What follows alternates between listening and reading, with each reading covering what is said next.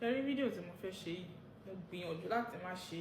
I've been fighting the urge to make this video for over 2 weeks. Let me say, reality what I will ti bẹ̀rẹ̀. Torí lára àwọn àdúrà tí mo gbà lọ́dún yìí ni pé I want to be more closer to God. I want God to draw me closer to himself. Ẹ ń bọ̀ pé mi lọ ṣọ́ọ̀ṣì mi lọ mọ́sí mi lọ́lé babalá mi ṣe kọ́kọ́ mi màdúrà gbà lọ bẹ̀rẹ̀ títí. But then there are ways you can have a good relationship with God that you know that okay, you know how to relate with God. That is what I want to use this like this by me and I'm doing this one and it has been easy for me. I didn't even know it was going to be this easy. But then tó bá tọrọ nǹkan lọ́dọ̀ Ọlọ́run tàbí tó bá lọ fẹ́ súnmọ́ Ọlọ́run o ní láti lè wùwà bí Ọlọ́run àbí I don't know bó ṣe máa ń sọ àwọn ọ̀rọ̀ yẹn. So bí a nǹkan tó ṣe kí n ṣe fídíò yìí ẹ mọ̀ bí a torí pé àwọn ará bí yìí náà àwọn OJUABE saga tó ń ṣe láti jọjọ yẹn bí a torí pé ojoojúmọ́ náà máa ń trend for stupid reasons wey is always in our faces ló tún wá jẹ́ kó tún wá túnbọ̀ máa get to me báyìí ní because ó lè lóun fọkàn jì sọ́dọ̀ Ọlọ́run kó dẹ̀ tún máa sọ̀rọ̀ tí ò dáa sí ọmọlàkejì ẹ àbí kó nítorí yìí ní parọ́ èmi ò rórèrò kankan nínú yín o mi ò rórèrò kankan nínú yín mi ní parọ́. So let me get into the videos tí mo fẹ́ ṣe.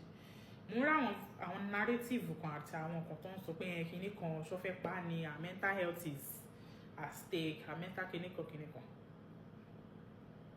Ẹ̀yin lẹ́nu each and every one of you ẹ mọ ohun tó ń jẹ́ mental health ẹ mọ̀ pé dragging pé kò ń ṣe nǹkan tó dára rẹ̀ yàn ẹ gbọ́dọ̀ ẹ bá tún sọ wọn ẹ̀yin tẹ́ bá ń sọ orú ẹ̀ Ọlọ́run á jẹ́ kí ẹ pàdé ẹni tó máa fẹnu bà ti yín jẹ́ ní ọ̀nà ìṣerere yín mi mòye pè nìyẹn bọ̀ àdénùṣà ẹ̀yin tẹ́ bá sọ irú ẹ̀ nítorí this person in question the level of atrocities she has committed on this platform, it cannot be undone.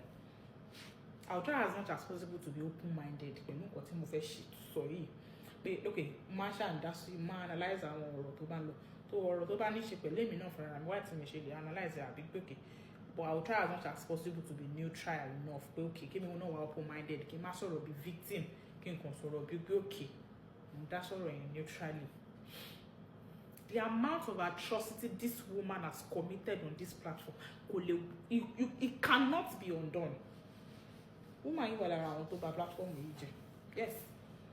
Yes, the toxicity we experience right now, she's one of the orchestrators. Yes, I say it with everything in me, with my full chest. And I put it to you, OJUABE, because I saw a screen record where you are using Quran to swear or to kinikon. So I put it to you, I'm not even saying you should do it openly. In your own mind, go and seek for forgiveness before God. Even if you don't want to seek forgiveness before man, seek for forgiveness before God. He will forgive you and then you can have peace. And maybe by then you can have peace. And for you, before you can have that peace, you need to reflect on yourself. You need to reflect on the kind of person you are because you are getting old. You cannot continue to be this hungry for validation. You cannot continue to be living for people. Be okay, àwa nìkan máa rí kò lọ títí. Kò sí béèyàn ṣe lè trend tó lórí platform lórí social media yìí. Àwọn tó máa trend jù ẹ lọ. Wọ́n lè má ti ṣí TikTok account. Máa overtake. Ẹ̀yin tèmi a sì máa fún yín ní àǹfààní láti wo fọ́nrán yìí parí ṣùgbọ́n kí a tún tẹ̀síwájú ẹ gbọ́ gbogbo nǹkan tí arábìnrin yìí sọ. Arábìnrin yìí ó sọ̀rọ̀ sí OJUABE ni o. Ó ní wípé kí OJUABE lọ bẹ̀bẹ̀ fún ìdáríjì ẹ̀ṣẹ̀ nítorí wípé ó ti ń dàgbà. Ó ní àwọn ló ba pílátífọ́ọ̀mù yìí jẹ́. Ẹ̀yin èèyàn wa wàhálà lákòó ló ṣẹlẹ̀ yìí. Ẹ jẹ́ ká gbọ́ nǹkan tí arábìnrin yìí sọ. Yes, ó máa overtake ẹ nítorí the way tí woman yìí ṣe bẹ̀rẹ̀ and not just her alone everything happening to her now ó dàbí ìgbà tí èèyàn bá gbin igi oró ni báyìí nísìn gbòǹgbò ẹ̀ ló fẹ́ wúlé mọ́ OJUABE lórí ó tiẹ̀ ti wò gbòǹgbò igi oró tí OJUABE gbìn òun ni result gbogbo yìí àwọn adẹ́gbogbo ẹ̀yin tẹ́ wà ní OJUABE kakos tẹ́lẹ̀tẹ́lẹ̀ tẹ́ ń díràgì OJUABE nísìn ẹ̀ ní tìjú torí tẹ́ bá ní tìjú ni kò yẹ kó jẹ́ yìí ni ó yẹ kí gbogbo yín kẹ́ dáwọ́ bojú yín báyìí pé ẹ̀ bá má ti ṣe kò yẹ kó jẹ́ yìí tí ráìsì bá ń pàkúta kò tọ́ sẹ́nu oníbàárà yín ò lẹ́yọ kọ̀ọ̀kan látòrí àgbánu yín dédé orí ọmọdé nítorí tó bá tún sọ yín pé àwọn wo ló ba platform woman yẹn jẹ́ ẹ̀yin ni o ẹ̀yin amúgbálẹ́gbẹ̀ẹ́ ẹ̀yin lẹ bàjẹ́ nítorí woman yẹn náà kò ṣe pé òun náà smart bẹ́ẹ̀ni and because of the unhealthy competition tó wà láàárín àwọn òun àtàwọn fellow host tó ń jọ ń du pé òkè ta ló lérò jù ta làwọn oyè listings ìyọ̀dọ̀ ta làwọn oyè fẹ́ lọ that's why tí òun náà ṣe kó lórúkọ mọ́ ṣapá wọ́n bá ní ta ló pa platform yẹn jẹ́ ìyẹn because I think she even though she said she no be say she get direction she just doing try and error okay will it work ìgbà tó ọ̀rọ̀ pé ká dẹ̀ máa gbé marital affair yẹn tó dẹ̀ work she really went I don't know what to qualify it with. She thought maybe it was gonna last forever. The money pay internet yìí they no get memory. Everybody just dey look for gist ni.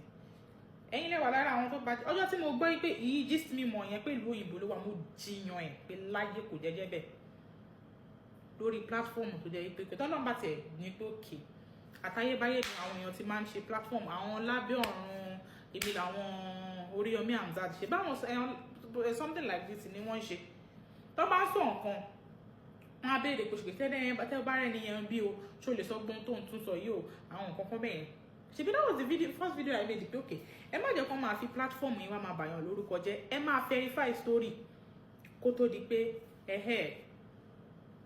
ṣùgbọ́n òun ló kọ́kọ́ di ìjà wa nígbà yẹn ẹgbẹ́ ní má bàjẹ́ ààrẹ ẹ̀yin tẹ́ tún wá sọ yìí pé ṣé wọ́n fẹ́ pa á ní her mental health is at stake ṣé ká ní kọ́lọ̀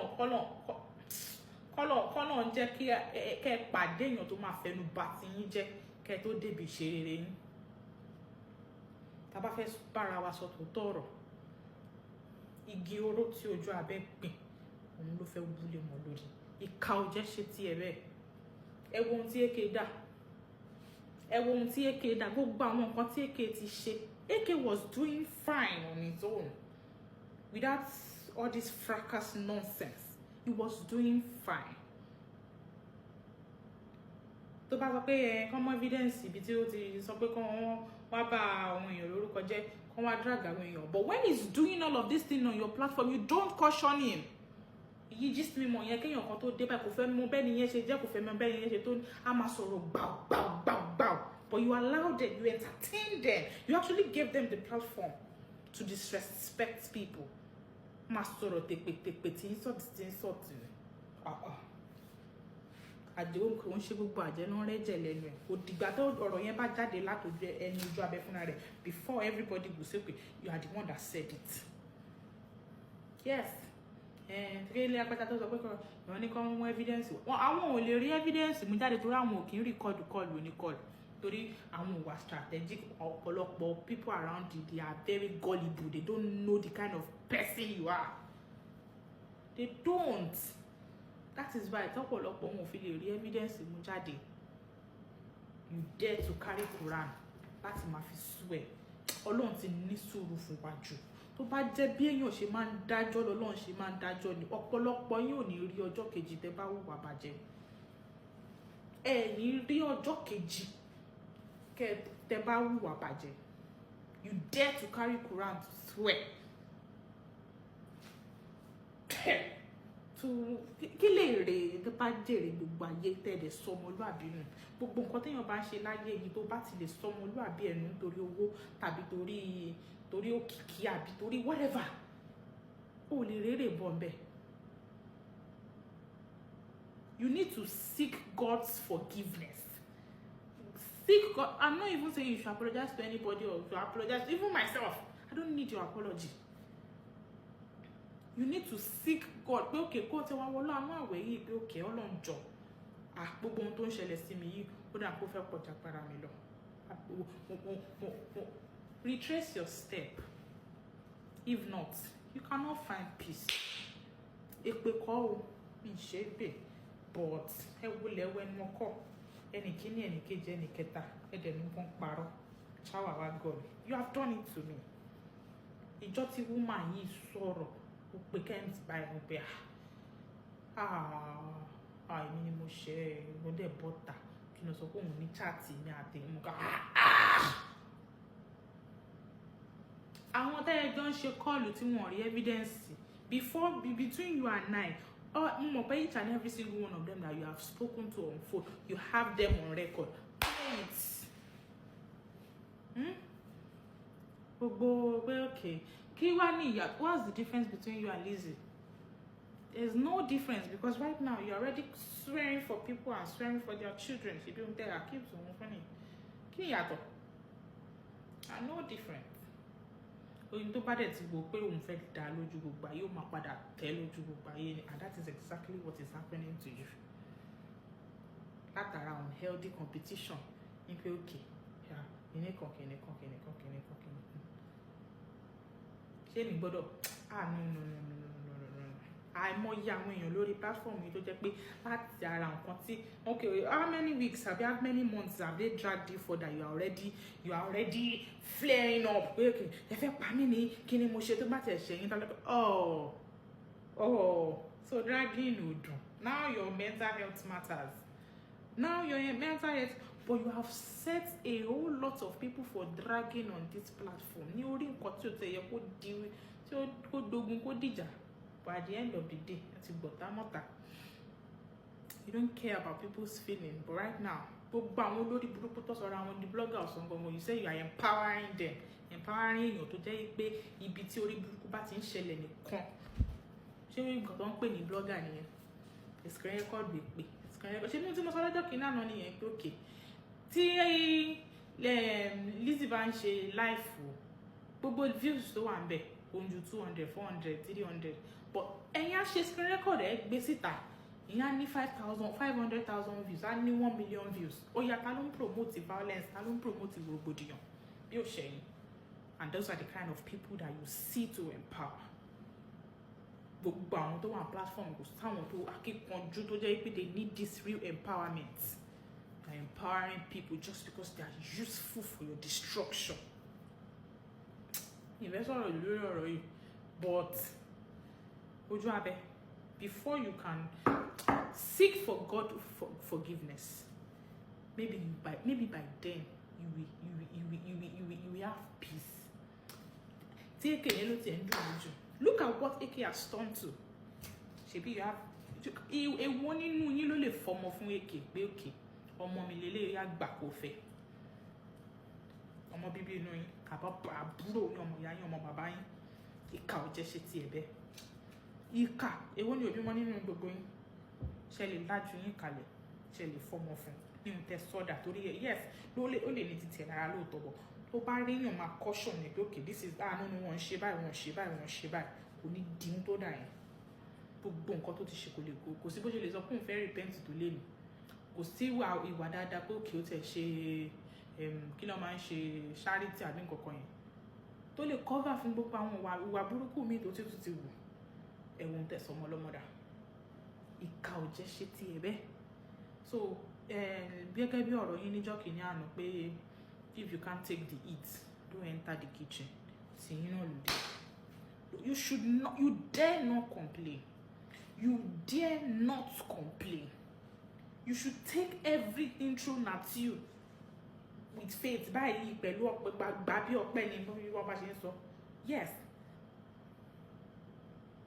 yes àti gbogbo àwọn tó ń dàgẹ̀ náà o tójú bá tì tẹ bá ní tìjú ni kò yẹ kó jẹ́ ìṣe bí tá bá tẹ̀ sọ yìí pé òkè nígbà tó ń dàgẹ̀ àwa tí gbogbo yín dàgà wa ṣèbí màá sọ pé kí ló dà wá pọ̀ kí làwọn kan pọ̀ gbogbo yín ti jọ ṣe rí náà ó wá yẹ kẹ́ ẹ dọwọ́ wojú ara yín nítorí pé tí ráìsì bá ń pa òkúta tó bá yẹ pé ẹ ní tìjú ẹ láròjinlẹ̀ ni kò yẹ kẹ́ ẹ fẹ́ di ara yín síta tó tó yìí pọ̀ ẹ wo bẹ́ ṣe ń ṣe láti bí oṣù mélòó ẹ wo bẹ́ ṣe ń ṣe ṣètì níṣẹ́ nísìn lójú ọdún wá ṣẹ̀ṣẹ̀ dèèyàn burúkú kò ní gbà yẹn tó ń fún gbogbo yín platform tẹ̀ ń rí followers tẹ̀ ń rí oríṣiríṣi tó ń fi yín ṣe legislator iná ṣe panel of judges ń dùn gbogbo yín bọ̀ ń sìn òun nìkan lẹ́wà pé èèyàn burúkú manipulator àwọn wo ló ba platform ẹ̀jẹ̀ ẹ̀yìn yìí náà ẹ̀yìn náà bá ń bẹ̀ ó náà bá gbogbo yín yanjú ní tẹ̀ tí má ní kí n tẹnu bọ̀rọ̀ yìí mi lè parí ẹ̀tàn lálẹ́